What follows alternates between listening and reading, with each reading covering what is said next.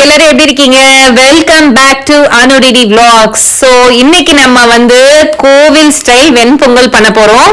So இதுக்கு நான் இந்த கப் எடுத்திருக்கேன். இந்த கப்ல என்ன பண்ணிருக்கேன்னா 1/4 கப் அளவுக்கு அரிசி, 1/4 கப் அளவுக்கு பாசிப்பயிர் எடுத்து நான் இங்க தண்ணியில போட்டு வச்சிருக்கேன். இதை நீங்க ஒரு 2-3 வாட்டி நல்லா அலசிக்கோங்க. அலசிட்டு அதுக்கப்புறமா நீங்க அதை வடிகட்டிடுங்க. ஊற வைக்கணும்னு அவசியம் கிடையாது. தண்ணியை வடிகட்டிட்டு வெறும் அரிசியையும் பருப்பையும் நம்ம குக்கர்ல போட்டு உப்பு போட வேண்டாம், அப்படியே வேக வச்சு எடுத்துக்கலாம். கரெக்டா ஒரு 5 to 6 விசில் வேணா விட்டுக்கோங்க, அதுக்கு மேல விட வேண்டாம். இப்ப நான் இந்த அரிசியும் பருப்பும் போட்டோன்னு அதுல ஒரு 1/4 டீஸ்பூன் அளவுக்கு கீயும் போட்டு தண்ணி நான் எப்படி ஊத்தணும்னு சொல்றேன் பாருங்க. அந்த அளவுக்கு ஊத்துங்க. வெண்பொங்கலுக்கு வாட்டர் ரொம்ப முக்கியம்.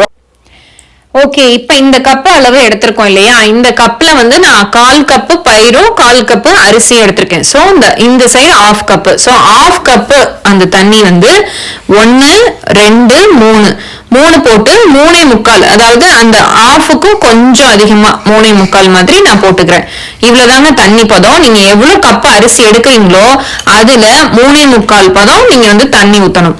ஊத்திட்டு நீங்க குக்கர் போட்டு மூடி விசில் வச்சிடுங்க. இது ஒரு 5 to 6 விசில் வந்தா போதும். நம்ம அதுக்கப்புறம் எப்படி தாளிக்கிறதுன்னு நம்ம பார்க்கலாம். பொங்கல்னாவே பாத்தீங்கன்னா கீ தான் மெயின். சோ அது நம்ம ஒரு 4 டேபிள் ஸ்பூன் இங்க போட்டுக்க போறோம். உங்களுக்கு ரொம்ப கீ வேணாம் அப்படின்னு நினைச்சீங்கன்னா கம்மியா போடுங்க. ஆனா என்னைக்காவது ஒரு நாள் சமைச்சு சாப்பிடுறது நம்ம பொங்கல் நிறைய நல்ல முறையா நம்ம சமைச்சு சாப்பிட்டோம்னா ரொம்ப டேஸ்டியா வரும். அதனால கீ போட்டுட்டு அது கூடவே கருவேப்பிலை கொஞ்சம் போட்டுக்கிறேன். அதுக்கப்புறம் இஞ்சியை சின்ன சின்னதா நறுக்கி அதையும் போட்டுக்கிறேன். அதுக்கப்புறம் கொஞ்சம் பெருங்காயத்தூள் நான் விட்டுக்கிறேன். அதுக்கப்புறமா மிளகு ஜீரகம் நம்ம எப்போதும் மாதிரி போட்டுக்கலாம். எப்போதும் நாங்க மிளகு பவுடர் தான் போடுவோம், ஏன்னா எங்க வீட்டுல சாப்பிட மாட்டாங்க. நீங்க உங்களுக்கு காட்டுறதுக்காக நான் மிளகு போட்டிருக்கேன். உங்களுக்கு எப்படி இஷ்டமோ அந்த மாதிரி நீங்க ஆட் பண்ணிக்கோங்க. அதுக்கப்புறம் முந்திரி பருப்பு, இவ்வளவுதாங்க தாளிப்பு. இது எல்லாத்தையும் நல்லா கீழே நல்லா வாட்டிட்டு நம்ம பொங்கல் ஒரு 7 விசில் விட்டு நல்லா விசில் அடங்கினோன்னு நீங்க திருப்புங்க. உடனே எடுத்துட வேண்டாம். இப்ப பாருங்க, பொங்கல் நல்லா வெந்து மேல இப்படி பார்க்கும்போது நமக்கு அரிசியா இருக்கணும். நம்ம கிளறும் போது நல்லா குழன்னு வரணும். அதுதான் பொங்கலோட பதம் அப்படின்றது. இப்ப எனக்கு பொங்கல் பதம் வந்தோன்னே நான் அந்த இதை தாளிச்சதெல்லாம் அதுல ஆட் பண்ணி நல்லா கிளறிக்கிறேன். கிளறி நீங்க என்ன பண்ணுங்க, குக்கரை மூடி ஒரு 10 மினிட்ஸ்க்கு அப்படியே வச்சிடுங்க. ஒரு 10 to 20 மினிட்ஸ் வச்சா கூட ஓகே.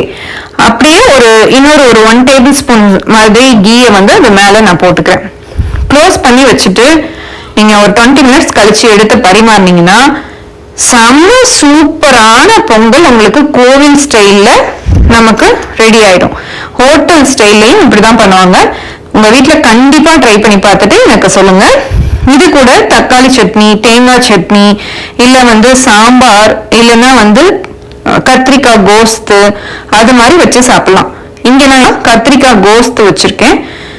சோ இதுதாங்க, இப்படிதான் எங்களோட பொங்கல் நாங்க செய்வோம். நீங்களும் உங்க வீட்டுல கண்டிப்பா இதை ட்ரை பண்ணி பார்த்துட்டு எனக்கு சொல்லுங்க.